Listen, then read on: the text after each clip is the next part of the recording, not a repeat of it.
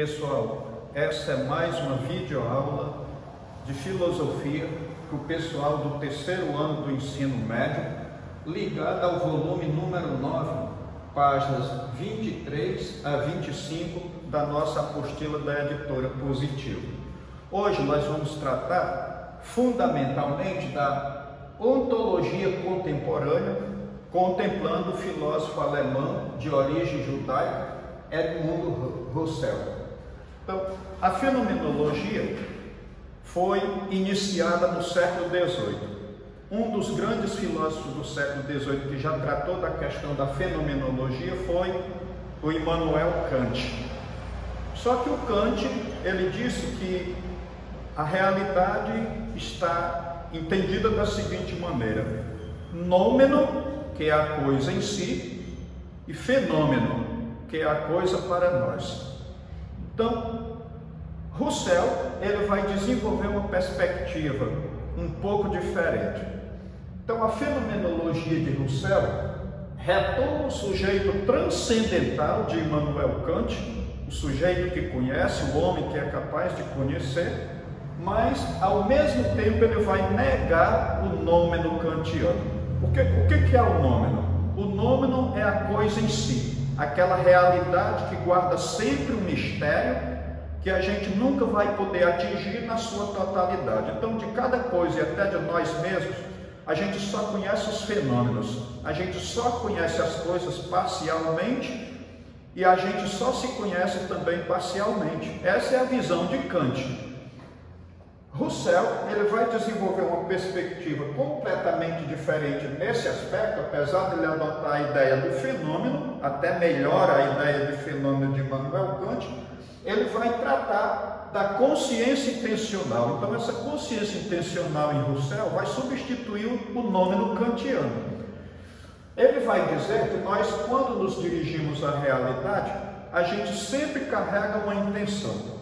E essa intenção é fundamentalmente aquilo que a gente pretende conhecer das coisas. E se a gente atinge esse conhecimento, a gente conheceu verdadeiramente as coisas. Então a coisa nesse aspecto não guardou um mistério, porque nós tínhamos uma intenção e essa intenção foi correspondida quando eu me dirigi ao meu objeto de conhecimento. É claro que esse posicionamento de Husserl foi questionado também por Émile Durkheim no final do século XIX. Husserl também é do século XIX para o século XX, ele vai morrer na primeira metade do século XX, mas enfim. O Émile Durkheim, ele vai dizer que quando nós nos dirigimos à realidade, a gente tem que estar desfeito de qualquer preconceito. Para Husserl isso é impossível, porque quando nós nos dirigimos a uma coisa, aliás, quando nós escolhemos nos dirigir a uma coisa e não a outra, nós temos alguma intenção.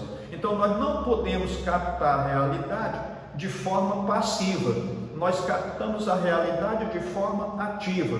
Nós pensamos aquilo que existe concretamente, mas nós pensamos intencionalmente. Por isso é que ele vai dizer que a consciência é intencional. Então, nesse aspecto, ele também vai enfatizar que o noema é o objeto visado pela consciência humana. Então, nós nos dirigimos às coisas, e aqui vale a pena a gente dizer que o fenômeno não é aquela coisa extraordinária que acontece. Para ele, o fenômeno é justamente tudo aquilo que é perceptível pelos nossos sentidos. A mesma coisa que funcionava também com Immanuel Kant. Fenômeno é tudo aquilo que nós somos capazes de perceber pelos nossos sentidos e organizar de conformidade com a razão. Então, o noema é esse objeto visado pela consciência humana que é sempre intencional. Nós nos dirigimos às coisas, mas não estamos desfeitos daquilo que Émile Durkheim chamaria de preconceitos, porque nós já levamos intenções quando nós nos dirigimos ao nosso objeto de conhecimento.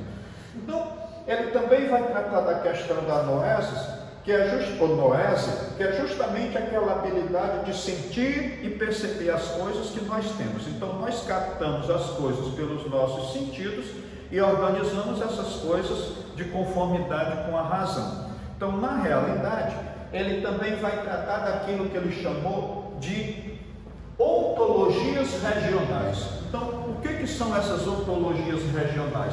são as coisas captadas, percebidas de diferentes perspectivas, conforme as circunstâncias. Essas circunstâncias elas podem ser sociais, religiosas, estéticas, matemáticas, políticas. Então, as circunstâncias são aquelas coisas, são aqueles vieses com os quais nós nos dirigimos à realidade. Então, quando nós nos dirigimos, por exemplo, a uma maçã, maçã é uma fruta. Nós podemos ter da maçã uma perspectiva biológica, nós podemos ter da maçã uma perspectiva nutricionista. Se a gente for um estilista de moda, a gente pode ter uma apreciação estética da maçã. Se a gente for um provador de sabores, a gente pode avaliar a maçã de conformidade com o gosto. Se a gente for um matemático, a gente vai avaliar o peso e a medida da maçã. Então, é o mesmo objeto do conhecimento, mas esse objeto do conhecimento, ele é tomado de perspectivas completamente diferentes. E quando eu me dirijo a um objeto com a minha perspectiva, e eu tenho correspondida àquela minha perspectiva, eu tenho o conhecimento desejado, eu tenho o conhecimento necessário daquele meu objeto de conhecimento. Então, ele vai propor justamente essas ontologias regionais. Quando nós estamos falando de ontologia, nós estamos falando de metafísica, porque, na verdade, esse termo ontologia, ele foi colocado aí mais na Idade Média, pela a filosofia que tinha um aspecto religioso na Idade Média. Então a filosofia estava grandemente subordinada à teologia. Então a ontologia passou a ser um nome que na verdade substitui o que nós chamávamos anteriormente de metafísica. Então as ontologias regionais são justamente cada objeto do conhecimento apanhado de diferentes perspectivas de acordo com a intencionalidade do ser humano. Então, nesse aspecto, nós podemos dizer que esse filósofo Edmundo Husserl, ele é um dos grandes filósofos da contemporaneidade, porque, na verdade, ele escreveu mais de 40.000 páginas. Então, ele foi um grande escritor de origem judia, embora fosse alemão, e ele trouxe de volta aquele pensamento que havia sido negado pelo positivismo, principalmente de Augusto Comte, que reduziu a filosofia à epistemologia. Então a filosofia se tornou, de certo modo, um método de investigação da ciência.